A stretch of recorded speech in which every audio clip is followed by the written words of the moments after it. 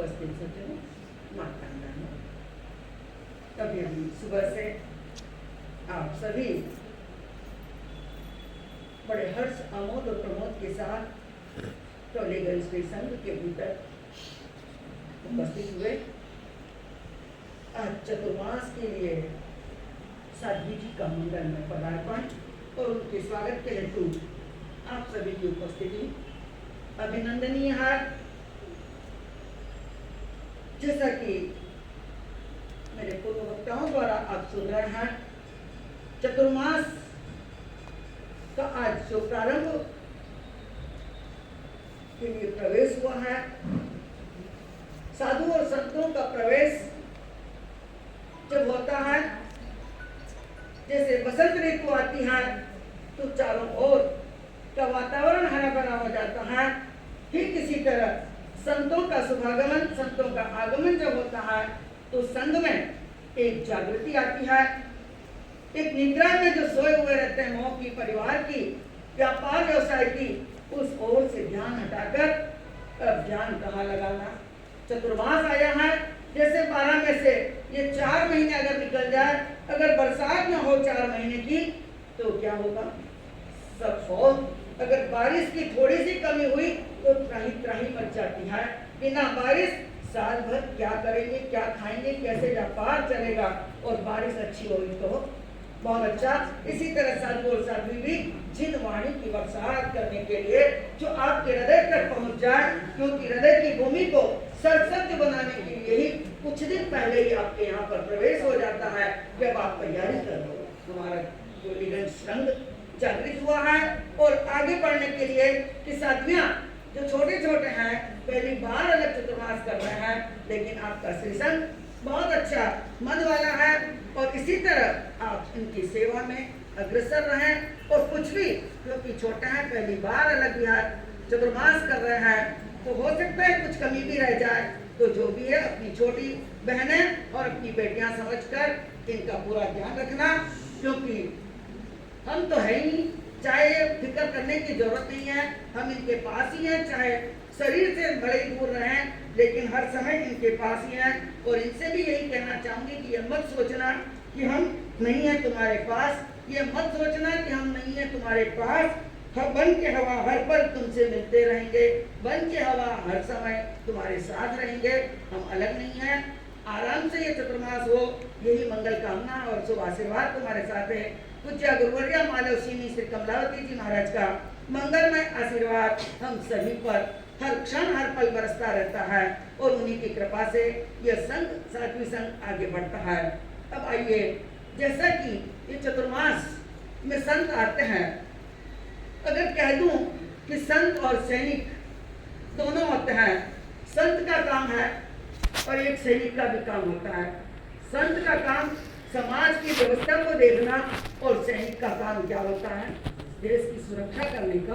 दोनों चीज है, लेकिन संत की भाषा संकेत में रहती है और पुलिस की भाषा किसमें रहती है? गेंद में रहती है, डंडे में रहती है। फर्क सिर्फ इतना ही है।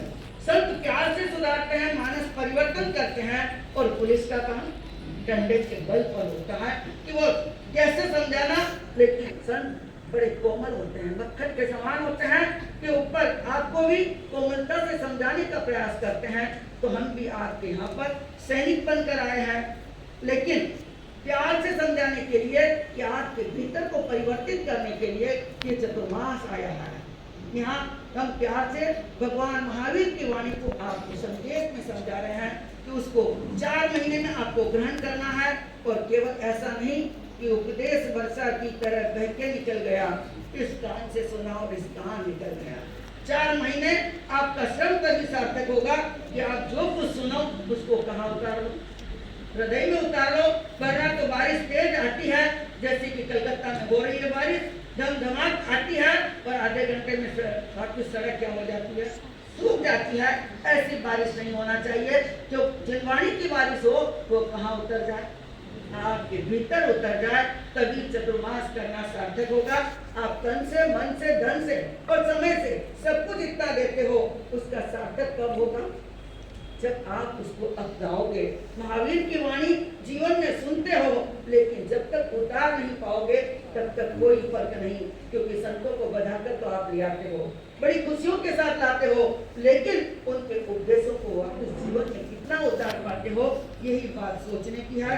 तो मैं सभी कलकत्ता श्री संघ के सभी जगह के, चारों जगह के संघ हैं, उन सभी को मैं तहे दिल से धन्यवाद देती हूँ कि आप जब से नासिक से लेकर अभी तक पिछले साल जनवरी महीने से आप लोगों का आना जाना चालू रहा, और आपने हमारे अरुण मुनि जी जो मेरे छोटे भाई हैं, जिनको बचपन से ही सब कुछ सिखाया है और आगे बढ़े हैं, मुझे बहुत गर्व है कि अरुण मुनि ने इस कलकत्ता में पेटरवार में रहकर जो गुरुदेव जगजीवन राम जी महाराज, जयंत मुनि जी महाराज की जो सेवा की है, उसके लिए मुझे बहुत खुशी होती है कि अपने हाथ का लगाया हुआ पौधा आज बहुत आगे बढ़ा है, और इसी तरह वो और आगे बढ़ते रहें, फलते फूलते रहें, उनके लिए मेरी यही मंगल कामना होती है। और ऐसे पुण्य भूमि में जहाँ कटरबार हम भी जाकर आए हैं, जहाँ पर वे बरसों रहे और गुरुदेव की सेवा की, ऐसे गुरुदेव श्री जयंती मुनि जी महाराज की पावन भूमि में हम भी जाकर आए उस पवित्र भूमि में, और उन गुरुदेवों के यहाँ पर भी चरण पड़े हैं। ऐसे गुरु परिवार और श्रद्धेय श्री गिरीश मुनि जी महाराज, जिनके दर्शन हमने 2 बार किए हैं। एक बार तो बहुत पहले, जब शायद 55-56 साल पहले, जब वे मध्य प्रदेश पधारे थे, तब बड़नगर में हमारा मिलना हुआ था, जब मैं भी छोटी थी, लेकिन उसके बाद बॉम्बे में मिलना हुआ। श्रद्धेय गिरीश मुनि जी महाराज भी बहुत महान संत थे। ऐसे संतों की यह भूमि रही है जहाँ उनके चरण रख पड़े हुए हैं।